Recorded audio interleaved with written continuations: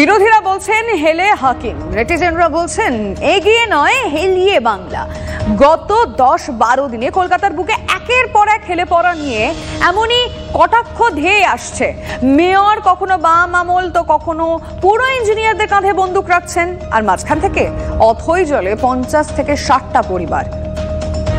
কলকাতায় হেলা বাড়ির পরিমাণ প্রায় 30টা। হেলা নিয়ে এত হই হই করার দরকার হয় না। 30টার হিসেব হাকিম সাহেবই দিয়েছিলেন, তার মধ্যে 6 থেকে 7টা তো চোখের সামনেই দেখা যাচ্ছে।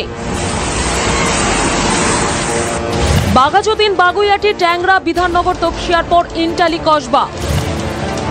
55 নম্বর ওয়ার্ডের ছাতুবাবু লেনের বিপজ্জনক ছবি। 3 তলা একটি বাড়ির সঙ্গে ঠোকাঠুকি লেগে গেছে নির্মীয়মান বহুতলের। অভিযোগ, নির্মীয়মান বহুতলটির উপরের 2 তলা অবৈধভাবে তৈরি করতে গিয়ে এই বিপত্তি। ওপরের যে নির্মাণ কাজ তা কিন্তু এখনো সম্পন্ন হয়নি এবং সেটা কিন্তু জোর কদমে শেষ করার চেষ্টা চলছে, এবং তার মধ্যেই দেখা যাচ্ছে যে পাশাপাশি দুটো বহুতল ধীরে ধীরে একে অপরের দিকে হেলে পড়ছে। জলা জমি ভরাট করে এই পাশাপাশি দুটি বহুতল তৈরি করা হয়েছে।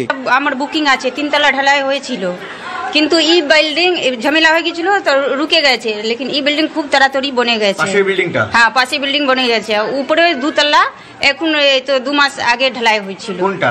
উপরে 4 তলা 5 তলা। কি দেখেছি, আচানক দেখলাম কাজ চলছিল, ফির দেখলাম 1-1.5 বছর কাজ বন্ধ, আবার দেখলাম কাজ চালু। আগে এটা পুকুর ছিল। এন্টারি ছেড়ে চলুন কসবা। 67 নম্বর ওয়ার্ডের বেদিয়াডাঙ্গাতেও হেলে পড়েছে বহুতল। ছাদে ফাটল, বাড়ি ভেঙে পড়ার আশঙ্কায় আতঙ্কে পাশের বাড়ির বাসিন্দারাও। নজর এড়াতে কারসাজি করে আবার 2টি বহুতলের ছাদ জুড়ে দিয়েছে প্রমোটার। দেখা যাচ্ছে কিভাবে বিপজ্জনকভাবে একটি বাড়ির উপরে হেলে রয়েছে।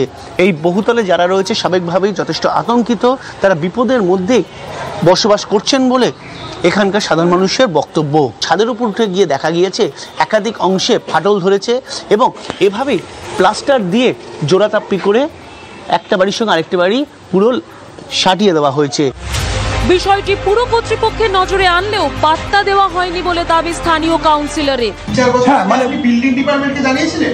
ভাবিনি জানিয়েছিলাম, যেমন আমাদের মিটিং হয় না, যেমন বড় মিটিং হয় সেখানে জানিয়েছি। 3-4 বছরের মধ্যে কোনো ব্যবস্থা নেওয়া হলো না কেন? দেখুন, এটা তো ডিপার্টমেন্টের ব্যাপার, আমি তো বলতে পারি না।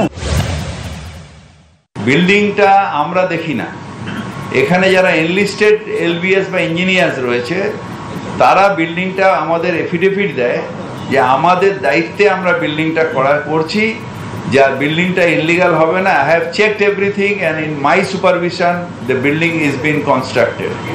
আমাদের রেসপন্সিবিলিটি 24 ঘন্টা, মানে কি একটা মানুষ 24 ঘন্টা কাজ করতে পারে নাকি? 8 ঘন্টার অনেক বেশি কাজ করছে, প্রত্যেকের এলাস্টিক লিমিটের বাইরে গিয়ে কাজ করছে। যা হবে এরপর টোটালটাই কোলাপস করে যাচ্ছে, তো বুঝতে পারছেন, প্রশাসনের মাত্রা বুঝতে পারছেন না। এইসব গাল ভরা কথা বলে লাভ কি? হেলা হাকিমই তো, উনি তো কিছু জানেনই না। উনি কলকাতা শহরের মেয়র, আমরা জানি কলকাতা মিউনিসিপ্যাল কর্পোরেশনের এটাই কাজ দেখা যে একটা বাড়ি যখন তৈরি হচ্ছে তখন তার যে নিয়ম সেটা ফলো করা হচ্ছে কিনা। এখানে তো কোনো কিছু মানা হয় না, শুধু কর্পোরেশনকে আপনাকে নেতা, টিএমসি নেতাকে শুধু কিছু টাকা দিয়ে দিতে হবে। বেআইনি বাড়ি নিয়ে কলকাতা পুলিশের কি ভূমিকা? যেখানে দেখতে পাই সেখানে কনসার্ন অথরিটিকে ইন রাইটিং জানানো হয়, এন্ড এটা প্রচুর মনিটরিং করা হয় আমাদের তরফ থেকে। পুরসভার নির্দেশে ইতিমধ্যে বাড়ি ছাড়তে হয়েছে ট্যাংরার হেলে পড়া বহুতলের 13 ঘর বাসিন্দাকে। বাগুইআটি, জগৎপুরে হেলে পড়া 2টি বেআইনি বহুতলেও ঝোলানো হলো নোটিশ।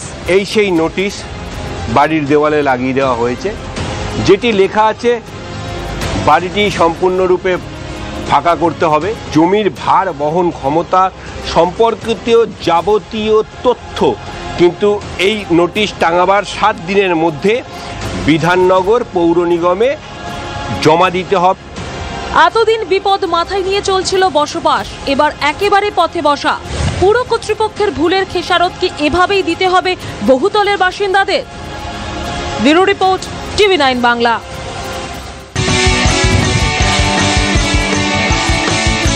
Text headline.